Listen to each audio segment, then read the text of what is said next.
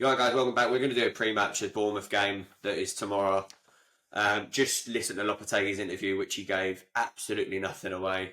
It was just a bit of a waffle. I kind of got the fact that we've got two issues, but we don't know who they are, what they are, and the fact that Fulcrew's probably not going to start. He reminds me of an Antonio Conte Spurs interview, like where he didn't really give a lot away and he heard a lot. He isn't really charismatic. He's not an adjective that you put with Lopetegui, is it? There was a lot of ums and ers, and then that was just kind of it. He's not really giving us anything to go on for the game. The only thing that I really got out of it is that Fulcrew is definitely not going to start, but he might get subbed on because he's not quite match fit, apparently. Going for the Wolves game, confident?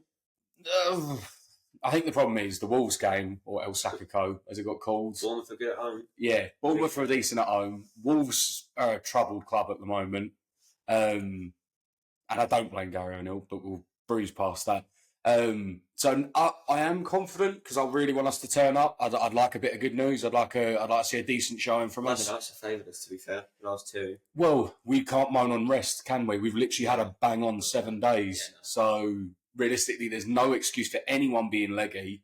I am. We should turn up and beat them. Realistically, man for man, I would say that we are the better team. Oh, I said I don't know whether the better team.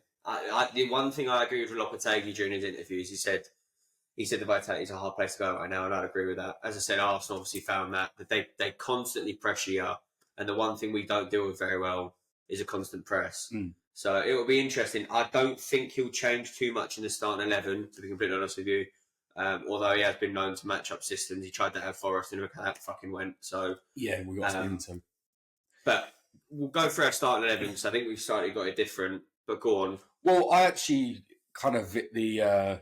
Do you want to go position by position? Fighting stick, yeah, go on. I've got Fab at goal. Yeah, Fab between the sticks. I don't think Areola's going to get in until, because we've got no Europe now. We've got one game a week. I don't think he'll get in now until the FA Cup. And if he puts in a good performance in the FA Cup, because he's shown earlier in the season he can't be trusted. And I think Fabianski's better with his feet recently.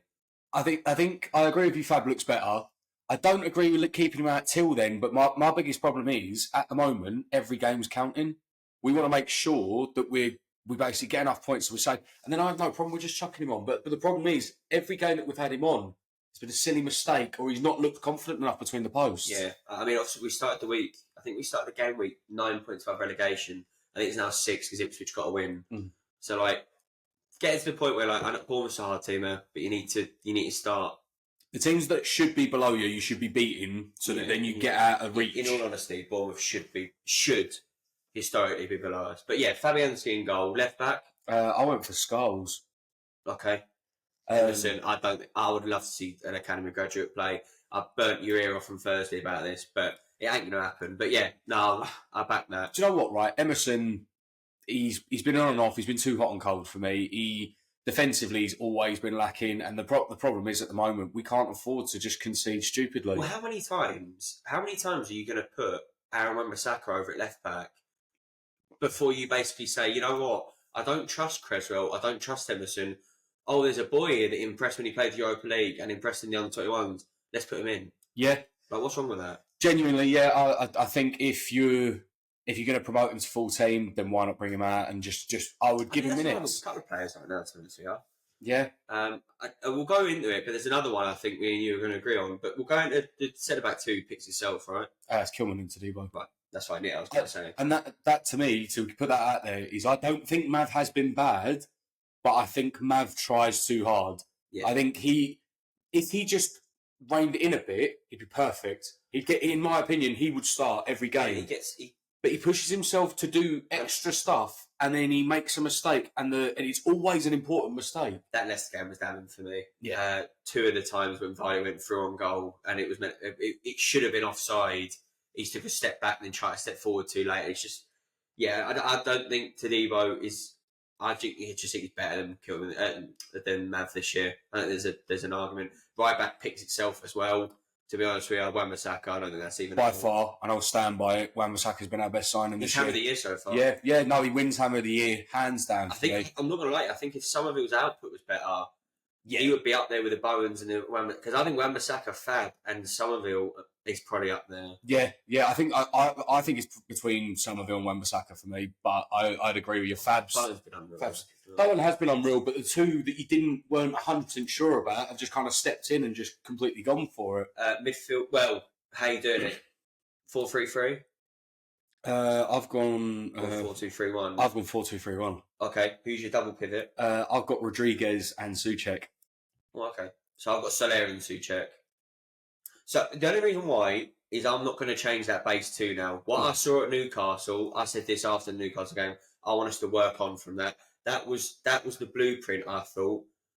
But then obviously you had the Arsenal game afterwards. But that was the blueprint, I thought, to making a team, a bones of a team. So I don't think Rodriguez is the pace. So I would agree with you, but my choice in the three is the only reason Rodriguez gets in. Otherwise, I would have chosen Soler as well. Because I agree with you. I think Soler's been a really good signing. I think his effort and his work rate's decent. And the fact that he can actually play a ball as well complements Souček. Who's your cam? My cam's Kudus. My cam is also Kudus. This is more of a hopeful. Right, that's fine. So that's the reason Rodriguez got picked. Right, okay. So if I didn't put Kudus in the middle, I'd have put Soler where Rodriguez is. Right, okay. So, but yeah, I think Kudus down the middle. Is that more because Somerville's playing good at left wing, or is that more because Paqueta's playing poor in cam? Both. I think Somerville's been class on the left. Kudus was lacking on the right. Don't think you need and Paqueta's been bad. The only thing you need from Somerville now is actual output. The problem is he does all the hard work, and then it's always that little bit at the end. Do you know what he's very much reminiscent of? A better Ben Rama. No, but it shows you right now. When you look at that, you're completely right. He gets that final third. He beats three men. He looks in the box, and nothing's there. No. And that right now is the glaring issue. We'll go at the left wing and right wing then. Somerville on left, and then Bowen on right. Yeah, I've got the exact same. And up front? I have got Fulkrug. Do you know what, right? It's a bit like, obviously... Ings will start. I've got Ings. Ings will start. I do think Ings will start. After seeing that interview of Lop and him just waffling on about the fact that Fulkrug might, but might not be, his body's getting better, blah, blah, blah, blah, blah. Basically, he's not starting. But what I would like to see is that man that we brought in, 20 goal involvement in the Bundesliga, get him on the pitch. My alternate, just before we recorded this, I wrote this down, is if you push Kudus out on the right wing, Bowen in the centre, so you had a front three of Kudus, Bowen and Somerville, you put Paqueta back in there, and then in my opinion, you take off the worst one after 45 minutes and you put Fulkrug on. If we need a goal. If you don't need a goal, and you want 2-0 up and everything's working, push Steve, keep it going. But if something isn't working, change it. And he is good at that, to be fair. He is, unless it's Paqueta. Paqueta is the only one sort. So for me, I like the fact that neither of us chose Paqueta to start because he's just getting his time out. I don't know what it is. I said this to you last week when I was watching him. I think he's struggling to move back into that centre role. He played a narrow left, then a wide left for Moyes on that. He kind of had free Roma left in the end, and he had so much space out there all the time. And he was our only out ball, so he was allowed to kind of do whatever he wanted out there. And now he's asked to go on the half turn, to take one touch. And I think if you look at our goals, teams press him now on the first touch because they know for a fact he's going to try something like a fucking stupid back heel or a pass around the corner that just isn't on. No, I agree. And I think... I don't know you need his creativity. You do, but I think that's the good thing. I think that's why you put in Soler in the team, not a bad thing either. Passing wise, I think he very much makes up for the lack that we do have at the back when we play Alvarez and Souček, because let's face it, Alvarez can't be trusted. He's shown that. That's glaring. It's just stupid decisions. Yeah. Like, I'm just going to go for the back here. Why? Yeah. You've just got a yellow card, and then you put in a challenge where you get all man and no ball. Yeah. And what did you expect to happen? I didn't realise I get sent off. That's good. Well, you did. Yeah. The decision making so poor. We're 14th. Could go above Spurs if Spurs lose today and United lose. Could go 12th. After the Spurs. Maybe the panic wasn't warranted. I want, as I said last week, I wouldn't mind if he left up. I just wouldn't. The only reason why is I don't particularly like this, what we were on about at the very start of the video, this pre-match interview where he gives nothing away. It's very Arteta-esque and I don't like it. No. Mourinho-esque, that sort of thing. I don't like it. It's not my way of... Let's be honest. because like Tadibo, and then that's another thing as well. Tadibo, he went in his pre-match interview, lied about Tadibo the other week. It wasn't the fact that he was injured; he had a falling out of him. Yeah. Be honest. Yeah, I don't like this whole Arsenal crap. Oh, we lie about our injury news up until the day. No one cares anymore. No one believes it. I want to know what West Ham I'm going to see when I turn up to see it. I also want to know what the manager's thinking. Don't just waffle on about, like, if Fulkrug is not fit, tell me he is not full match fit. Then at least it sets my expectation that he might get 20 minutes. All season.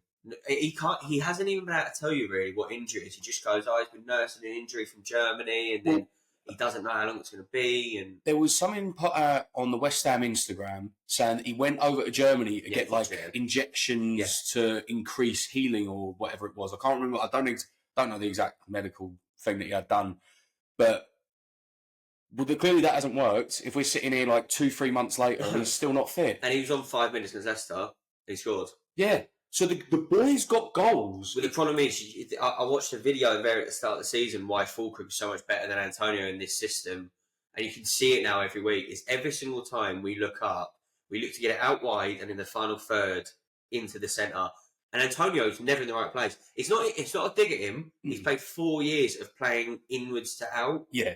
And I just don't. And obviously he's a winger. Yeah. So I don't think he's used to being that like number 9 sitter. No, and that's not his job. And that's Fulkrug's bread and butter. Yeah. What was it? We checked the stats. It was 20 goal involvement, 12 goals and 8 assists. Yeah. Like the geezer just knows how to get where he needs to be. His aerial duels. Oh, just physical. He can hold a ball up. And finishing wise, from what we've seen at least, and if you look through some of his Dortmund performances, he's clinical as. I think that team unlocks a certain aspect as well, where if you use Fulkrug up front, you have Somerville Bowley, you have Kudus behind him. If Fulkrug can hold the ball up, let Kudus run in behind and play it over. Because Kudus is so... I mean, he when he's back on the right wing, I don't know if he's been poor on the left wing or he doesn't feel comfortable on that left wing. Yeah, I think... I'm not sure what's going on with Kudus going on the right wing. I think, obviously, if Mickey was all right, then with that starting 11 that I've gone over, I wouldn't have a problem if Kudus started failing rather than even putting Probably worthwhile to say as well. Now, I think after Mikel Antonio's crash and obviously thoughts to friends and family, best wishes and everything. But we seriously need to go. If we didn't already, which we did, need to go in January and we need to look for a striker. And I know you don't spend big usually in January, but I genuinely think you need to. Well, I think it really depends because we need actual information on if he's going to be fit. You're going to rely on a 32-year-old to prop you up the rest of the season? Not for the rest of the season. Well, for the rest of the season, actually, yes, I would. If he's going to be fit. If he's not, then I agree with you. You go in, you spend money on a 22, 21-year-old, and you bring him in and you chuck him up front. Yeah. Because the problem is, unfortunately, Antonio's going to be out for a year after his surgeries and after the car crash. Obviously, he's going to be out for a while. Let's be serious. He'll probably retire. Yeah, which is a shame because obviously we'll miss him at the club. But I think if Fulkrug can't be relied on, then I agree with you. You've got to go in January. You've got to go and you've got to spend big. What I mean is, what I said about Bones starting up front is I think he'll do that, but rather than Ings, because Ings hasn't impressed. The problem is that striking position right now is causing a whole host of problems. And I don't think Bones are particularly good up front either this year. But again, he doesn't suit the system. Lopetegui wants a number 9 that's like an Antonio build. Well, Fulkrug, like an Antonio build, aerially dominant, can hold a ball up, and he's always in that kind of penalty area spot. But you put a name out there a couple pods ago, if anyone watched it, Mateta. Yeah. He's big, he's strong, he wins aerial battles, he can hold the ball up. I don't think you get... He's not clinical, though. I'm trying to think of the last person we got from Palace. Palace don't sell to us. There's a reason for that. Gerard Love, I know he's been on a downward turn. Tammy Abraham. Yeah. It'd be cheap. Yeah. It'll be really cheap, and to be honest with you, he fits the profile. I think he's 6'6" or 6'5". Yeah, he's tall. He's giant. He ain't slow, or I don't think he's very slow. He can take ball to feet. I mean, at the end of the day, I don't see what the back draw is of him. And also, as well, he's English quota. Mm-hmm. So, move on to score predictions. Mr. Positive will go first. Whoa. Joe, I think 3-1. I think West Ham, sorry. Yeah, West Ham. I think if we're going to turn up today, we're going to turn up. Sorry, not today, tomorrow. If we turn up, we're going to give them a C too. There is the opposite of that, but my prediction. They are a good team, though. Yeah, they are. but I do think we are better. I'll maintain the fact we are better. Oh, I think if you look, take form out of it at the start of the year. If you went, these are the two squads, who's better? I think everyone would go West Ham. Yeah. But right now, No. So if you go off a track of form, it's not exactly. It's been a bit of a bumpy road, but no. I reckon if we actually turn up 3-1, go on. Well, no. The problem is I don't want to be negative, fucking all the time. I'll say 2-2. I think they have a goal in them, but I think we do as well. I don't think it's one of these years where like we don't ever have a goal in us. Usually we have one. I know that sounds bad, but usually we have one. If Fulkirk's back, I back him to get another one. Yeah. Because to be honest with you, in the 10 minutes or so that I saw at Leicester, I liked what I saw. And all he's shown in Leicester was that goal. I know a lot of people are going to go, oh, it's just a ball into the box. It's instinctive where he was. Mm-hmm. He's right in front of the goalkeeper. He just nodded it in. His attacking position's class. The biggest thing is just keeping him on the pitch. I'd take a job from Bournemouth right now as well. Yeah, I would take the draw. I just, to be honest, mate, I hope we turn up and we put out a stalwart performance and we just... As long as... Joe, what I want to see, as long as we don't have... I've spoken to this about you as well. 4 times this year or 5 times this year, we've had that 15 minutes. Yeah. And that's... I want... As long as we get points, that's where I think we are right now, by the way, until January, February time. I think all we need is put points on the board, try and keep it 7, 8, 9 points away from the relegation zone, and he's probably safe in the job. But my one worry, bar the striker, is this 15 minutes of craziness we see with Chelsea at home in the first half, Spurs that second half from 50 minutes to 75. You had Forest after the Alvarez fucking red card. You had Arsenal for that 20 minutes in the first half. It's worrying at times because we don't just shut off. Oh, we're completely... We're not non-existent. Yeah, we're not on the pitch. It very much reminds me of that 6-0 against Arsenal where we just kind of, the first half hour, we didn't exist. Is his job still at threat? Yeah. Right. And do you know what? I think it's a shame because you see at the beginning of the season and even after the first couple of games, the football even now, the football we're playing, it's good football. We're playing a lot compared to, and I know there's all the Moyesists, they can shut up. We are playing a lot better football. The problem is, at times, not all due to faults of his own, but due to silly mistakes and stupid decisions, we're dropping the results. The problem is to Leicester is a lot of people turn around and went, well, Leicester had 32 shots or whatever, as that his fault. I can tell you it's his fault because he actively took Tadibo off that game and didn't play him and put Mavropanos in. And personally, Mavropanos, I think, was at fault for 2 of the goals. You've done that. You reap what you sow with that because, unfortunately, you took probably arguably our best centre-back off. Yeah. And you put a geezer on, all right, you prefer personally and you might trust more. That's fine. He's not as good. No, he's That's not. fact. It's not for a debate. No, do you know what, right? I think, like I said earlier, I think Mav, if he stops doing all this extra stuff, I think he could be as good as Tadibo. The silly mistakes is what messes him up. The same with Alvarez. Alvarez, in my opinion, could be a class midfielder. But he's just... My worry is his mobility in a single pivot. I don't think he's got it in him. Nah. And a double, unfortunately, the only double you can have right now is Rodriguez and Alvarez. Because you can't... Well, we could put Soler and Alvarez together. Maybe it'd work. But I don't know. The Rodriguez-Alvarez one didn't work. It didn't even work in the second half against Spurs because you started being cut open straight down the middle. And you just wonder how you turn it to a double pivot with 2 6s, you can get passed through. Yeah. Baffling. No, I genuinely, I think he needs a serious talk to himself, like, because he's just been off. I just think he's... Well, sorry, he's been crap. He has, I'll be honest. We'll do a video after the game. That'll most likely be more entertaining. Well, because you always get high hopes for the game. Yeah.